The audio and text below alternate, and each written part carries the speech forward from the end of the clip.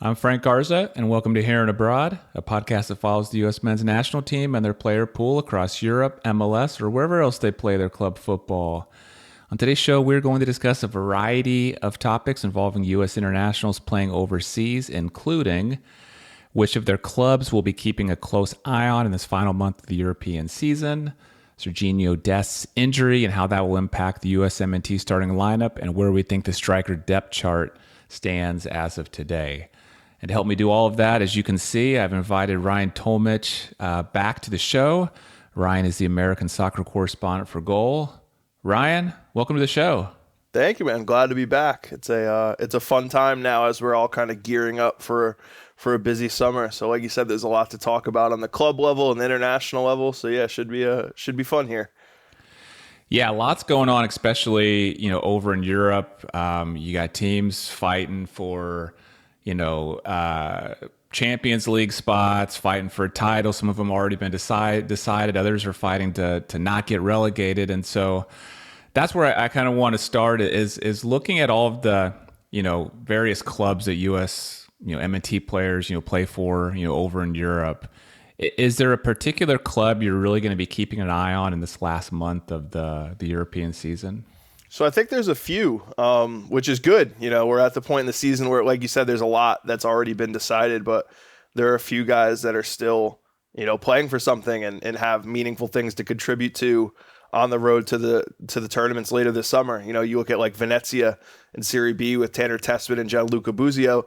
They're pushing for promotion to Serie A, and both of those guys will be key players for the Olympic team later this summer. So that's an exciting one to keep an eye on. You look at the Gio Reyna situation, and I think that's one that every American fan is keeping an eye on, just because Gio is a big talking point, and he's going to remain a big talking point heading towards summer. And you mentioned PSV a little bit in there, and that's definitely also one as well. The title is all but decided there, but the question is what that means for Ricardo Pepi. Does he get minutes? Does he get a chance to prove himself? What can Malik Tillman contribute to see if he could play his way into more minutes? So yeah, there's a few clubs out there that are definitely worth diving into. Yeah, all of those that you mentioned, I'm excited to watch. I think that Nottingham Forest and Gio Reyna is probably the one club that pretty much everyone's going to be following no matter what. I mean, Gio seems to be making some headway there. He started their last two matches. I mean, what have you made of his performance in those two matches? So the thing is with Forest right now is it's out of control there, is really the best way to say it, with everything going on with on social media this week, with the club calling out referees and the whole situation just involved the points deductions. You have coach change midseason. You have a million new players over the last 2 years. So it's a wild situation in general at the club. But like looking at Gio specifically, like you said, he's had two real chances. The first one he certainly took in that first start, getting an assist against Wolves, good set piece delivery. You definitely saw the vision with him and what he could contribute. Second game this past weekend, a little bit less so. They gave him, I think it was like 51 minutes, and by the time he came off, it was pretty clear that like nothing was really working. And it's just a situation where, once again, it feels like Gio's not necessarily been played in the right position. He was playing on the wing with Anthony Elanga out. You still have Morgan Gibbs-White playing as that number 10 role that Gio would most likely be, that's his best position. And he hasn't really gotten a look at that. So yeah, it's just a tough situation overall. Like I said, from the top down, it's kind of chaotic at Nottingham Forest, and Gio has certainly been something of a victim of that. That said, there's still a couple games left for him to maybe get in and help save the club. Really, that's what the club's looking for. They need a little bit of help to try and stay in the league. So yeah, there's still plenty that could change. But right now, obviously this loan spell has been a pretty big mess. Yeah. Still, I mean, of course, most important, trying to avoid being relegated, but, Gio individually, he's got to be thinking of himself, getting in a good position heading into the summer transfer window. Because as you mentioned, this is a loan. He could go back to Dortmund. I have a feeling he's not going to want to do that. So if he could string in some good performances here in the Premier League, maybe that helps him, get the more permanent deal, that he's looking for. Yeah, at the end of the day, look, Gio's not going to be back on this team next season. This is it. So these are the final few weeks for him to, like I said, obviously he's there to help the club survive, and that would be a big resume boost if he is able to do that, But, like you said, this is all about the individual situation for Gio now and kind of getting the minutes he needs heading to the Copa America and getting some of that confidence he misses. You look at the way that he's played with the national team, he's obviously never looked like a player that has lost that confidence despite the issues on the club level. But, that brings me back to Christian Pulisic in a way, and that you've watched all of these years where he was struggling on the club level and he would be able to lift it with the national team. And now he's thriving on the club level. And it's like, oh my goodness, what could that mean now that he gets a chance where he's actually heading to the national team confident? And you got to wonder the same thing about Gio. Is like, what would Gio look like if you give him a good run of games at the club level and then he could carry that momentum forward? So yeah, the hope is that he gets those runs of games. It's going to be tough. Like I said, new managers don't want to experiment when they're trying to survive relegation fights. But yeah, Gio is obviously one to keep an eye on in these final few weeks. Yeah. Another team I'm going to be keeping an eye on is AS Monaco, because Balogun, he's had an up and down season. I interviewed a journalist a couple weeks ago who covers the team, and he did say, yeah, it's kind of seen that he's not really lived up to expectations. Not that he's had a bad year, it's just that hasn't lived up to maybe the price tag. But everyone's kind of acknowledging that this is the first year for him. He's learning a lot. He's getting settled in. A lot's going to change for next season. Like Ben Yedder's probably not going to be there. He's going to be the guy. And so I really want to see if AS Monaco can secure their Champions League spot, because that would be so huge for Balogun.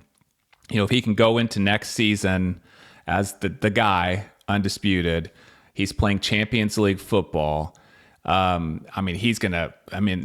At that point, it's kind of up to him after that.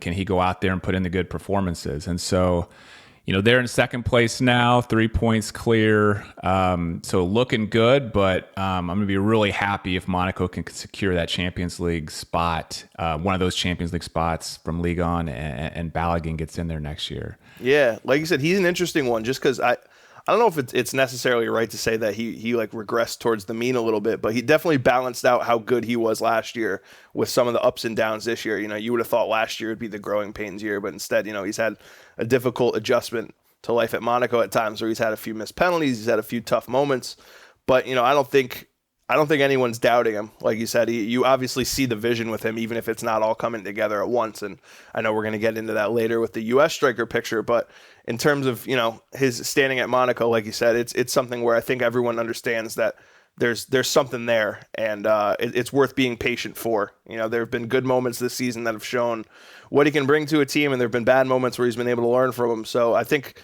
like I said, if you finish the season and Monaco gets their Champions League spot and Balogun has a decent little finish to the season that he can, kind of build off of, I think everyone will say this was a perfectly okay first year, even if it wasn't the heights of what he had last season.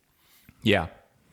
Yeah, I agree. And we are going to dig into that striker more in depth, into that striker position a little bit later. But, where I want to go next is one of these other teams you mentioned, PSV, and you mentioned Ricardo Pepi, but some big news came out of PSV over the weekend that Sergiño Dest has a major, looks like, knee injury.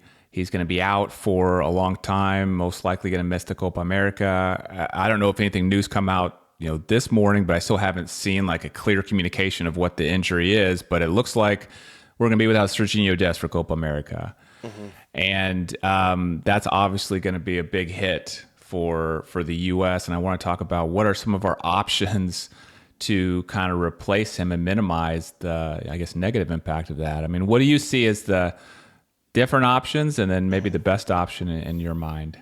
Yeah, so a little bit of a shameless plug. We did have an article on Go Live today about this exact situation, just because, like you said, there are a few different ways to approach it. I think the most likely one is Joe Scally, who is a player that's obviously super different from Sergiño Dest, which sort of, messes things up a little bit tactically. You look at Dest and he's a player that, gets forward and doesn't just get forward, but he gets forward and tucks in and takes up the space that Tim Weah creates. And Scally's not necessarily a player that does that. He's more of a defensive-minded player. And and someone that has put in some really good shifts in the Bundesliga, but we still haven't quite seen him like seize his US chance. You know, we haven't had like a vintage like Joe Scally, like, all right, he's arrived game. So, you know, that's something that he'll need to do if he gets this chance. You know, he's always kind of been Dest's backup.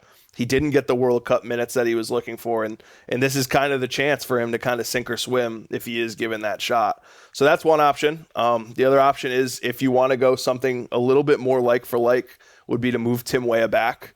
You know, he's played there for Juventus this year, and, you know, when you look at the system that you could create, it would be somewhat similar in that it would still be Tim Weah running up and down the line with a player tucking in. So in some ways, it would be less of a mess tactically if you did that.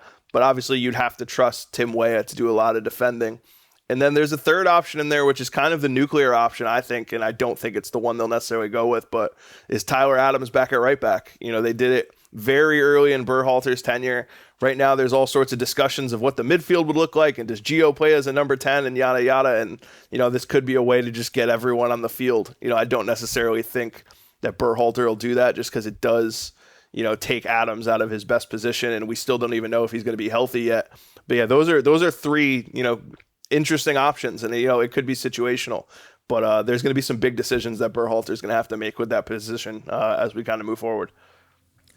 What do you think about McKennie as an option there? Because if I remember correctly, in the Nations League semifinal against Jamaica, when Scally got yanked, McKennie got moved there. Yep. And maybe that was just because they were in like an all offensive push. But I mean, do you think he's a realistic option there? Because the midfield does seem to be a little bit, you know, crowded now too. Yeah, like I said, it's the same situation essentially with Adams, where if you just flip flop those two, where it's just like, all right, yeah, you take Weston and you keep him on the field, and you keep Tyler Adams on the field, you keep Yunus Musa on the field, and this is the way to do it, then so be it. You know, like you said, Weston played there in the Nations League semifinals. He played there at Juventus to start the season when he was, you know, quote unquote Tim Weah's backup for a little bit before he reclaimed his midfield spot. So yeah, like that, those are all options. You know, these guys have proven that they could play there. You know, it may not be ideal, but things rarely are ideal when you're playing tournament soccer, and sometimes you got to adjust to things on the fly.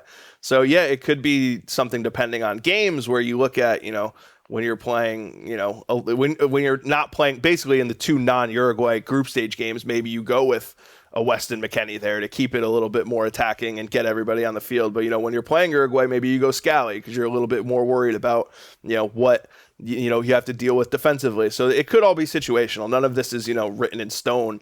But yeah, there are some options there, and some of them will upset the tactical balance a little bit more than others, and that's kind of the line that Berhalter is going to have to walk once the Copa America gets going. Yeah, and I guess, you know, think about it like that.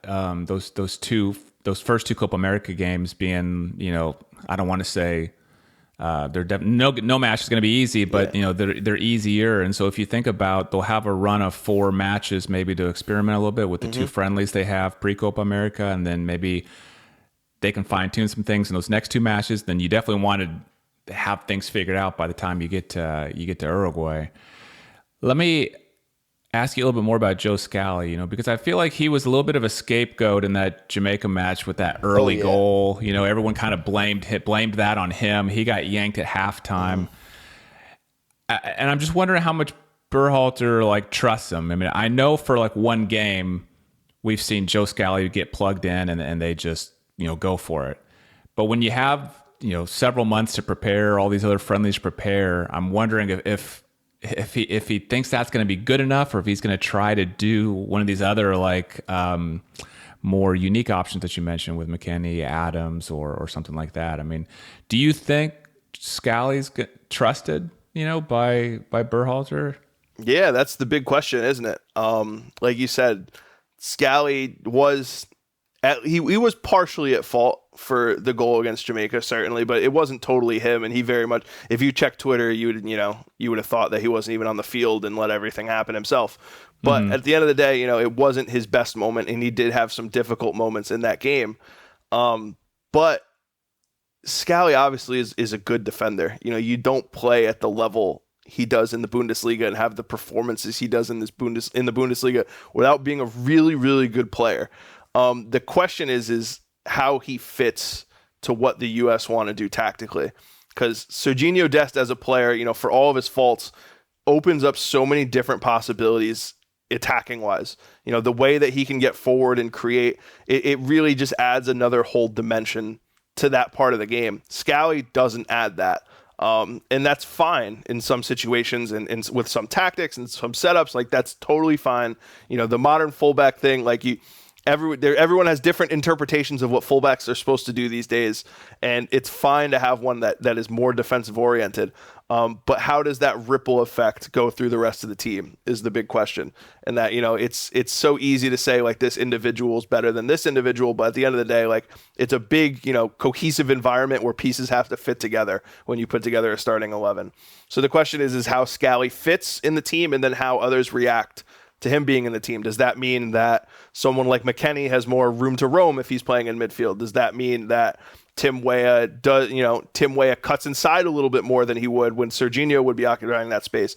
Like there's just different questions of how that all works tactically. But at the end of the day, like I said, Joe Scally's a good player, and the U.S. has plenty of time to figure out what this could all look like when it does come together like this. So yeah, I think we'll have to see. Like I said, it's a big test for him, and this is his chance to move past that, quote unquote backup role. So yeah, there's a lot to figure out, certainly. Yeah, it's going to be interesting. I mean, it'll be really interesting to see how they line up in those friendly matches, and then also when the roster gets named, if they decide to bring in like a veteran like Yedlin or something as a backup plan. Another interesting thing, when it comes to the roster is this striker position, and I just feel like Haji Wright, man, this guy has like... He's making a case. He's come from nowhere. It's been like this like runaway train type of thing where it's like the guy didn't even make the last roster technically.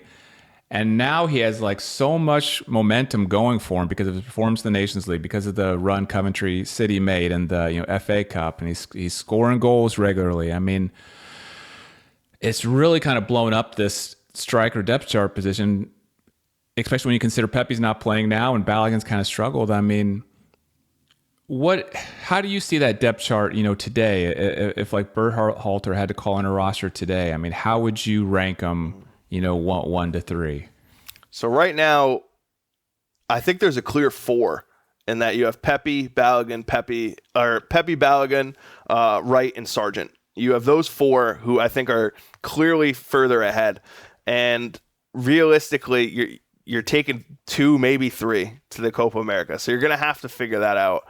I'm glad I don't have to make this decision because it is a rough one. But there are ways to go about it. One thing you could possibly do is use Pepe with the Olympic team over the Copa America team.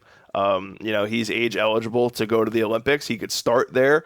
Could that be better for his development? That could be a way to sort of give him the minutes he needs while also opening up a roster spot with the Copa America team. But realistically, when you look at it, for me, it's so difficult. Like I said, Josh Sargent, like the amount of goals he's been scoring for Norwich is insane. Haji Wright has had so many big moments, including saving the U.S.'s butt in the Nations League. Balogun's still the guy where, he is probably the most talented of the group, although like you said, he isn't scoring as much as the others. So it could be a thing once again where it's situational, where you look at, against some of the teams that are going to, drop in more of a low block. Maybe you don't use Balogun because it takes away his best asset, which is his ability to run in behind. But rather, when you play a team like a Uruguay or an Argentina or Brazil who's going to have the ball, maybe you go with Balogun because he could stretch them out a little bit more. But yeah, it's such a difficult thing. And like I said, it might all come down to form in these last few weeks and who's still scoring and who's dried up a little bit. But yeah, it's going to be a tough decision to decide which of the 2 or 3 make the roster, and then ultimately which one starts in each game, because it's sort of the opposite problem they had at the World Cup where no one was scoring, and now you have all these guys with all these different attributes and you get to pick from them. So it is a little bit of a champagne problem, but still a problem nonetheless. Yeah. I think I lean towards, still Balogun, and then I would put Haji Wright. I'd have those 2 probably as my top, just because of the form that Wright is in right now. And I'd want to understand more about what's going on with Pepe, because he hasn't even made the bench. He hasn't even made the roster in like PSV's last 2 matches. I haven't heard any announcement about like injury that he has. I mean, I know his agent, made those comments, which might have ruffled some feathers, but I haven't. I mean, tell me if you have, but I haven't heard any type of acknowledgement of why he hasn't even been making the game day lineup. And so I'd want to understand more about that. To really kind of understand how to position him. But I think he's the one that's kind of like slipped now that with Haji Wright surge. I think Pepe's the one that's kind of slipping now, and Sargent. I don't know, man. I just don't know if I trust his health, to put him on like a Copa America roster. I almost want to see him go through like a full, I mean, maybe not a full season, but a lot more months of a season before I'm going to say, okay, I'm going to give you this roster spot. Yeah, like you said with Pepe, it is a tough one, just because, in the last few months he hasn't had those minutes, and maybe that does change in the coming weeks. With the title wrapped up, they go, all right, Luke de Jong, you had a great season, you're a legend, let's give the kid a chance and see what he can do, because nothing really matters anymore. So maybe that happens, and that sort of changes the picture once again. This is all super fluid, but yeah, right now it does feel like if you had to narrow it down, 1 through 4, it does feel like Pepe might be in that 4 slot, just because, like you said, he hasn't had the minutes, and it's an interesting time for him once again, just because you mentioned there the agent stuff, and it seems like his club future is being discussed again, just 1 year after he joined PSV, and obviously the international thing. Does he make the Copa America roster? Does he play at the Olympics? It seems like he's in flux again. It seems like he's always kind of been a player that's sort of been in limbo with both the national team and his club situation. So he's in that weird spot again. But yeah, this could all change with just a few runs, a good run of games to end the season, which could very well happen. PSV have the league on lock, and that's all sorted. So maybe it is a good chance to get him some games for PSV, at least, selfishly, to see what they have in him. But yeah, Pepe's sort of the interesting one right now, because it feels like he could either rise or fall in these coming weeks pretty quickly, depending on how things go, while the others have at least, solidified their resumes a little bit more. I feel like Pepe's has a little bit left to be written. So we'll have to see what happens there. Yeah. I feel for the guy. He hasn't had a bad season at all. He's not playing because he's not performing. The guy in front of him is just having a magical season, but he doesn't look like Luke de Jong's going to be going anywhere next season. I mean, we'll see, but he's in a tough spot. Yeah, and look, that's one of the things you sign up for when you join a top club, in that there's good players, and you have to beat them, whether they're veteran players or good young players. And when you're playing for, obviously PSV doesn't get the respect that maybe, Weston McKennie at Juventus or Christian Pulisic at AC Milan, but PSV is a big club. They have talented players. They always are bringing in young stars that could grow into something special. And if Pepe wants to be one of those young stars, you have to, fight through these moments and then prove yourself. So yeah, we'll have to see what happens when he does get the chance. He had a few in the Champions League, a few in the league, and you're kind of waiting for his next one. But yeah, this is Luke de Jong's now the measuring stick, and if you want to be a top level forward, you're going to have to find a way to at least catch up to him to a point where the club gives you the minutes that obviously he and his agent think he deserves. So that'll be an interesting thing to watch going forward for sure. Yes, it will. Well, Ryan, thank you so much for being on the show. I'll make sure and put links in the show notes to your X account, which is at Ryan Tomich, and also to your work at Goal. Before I let you go, any final thoughts you'd like to share? Any other things from the European season you'll be keeping an eye on this last month? I mean, anything at all? No, like you said, it's just an interesting time, because now it's starting to feel like it's really all coming together. Since the World Cup, it's been like, all right, who's going to get added to the player pool? Is this dual national coming?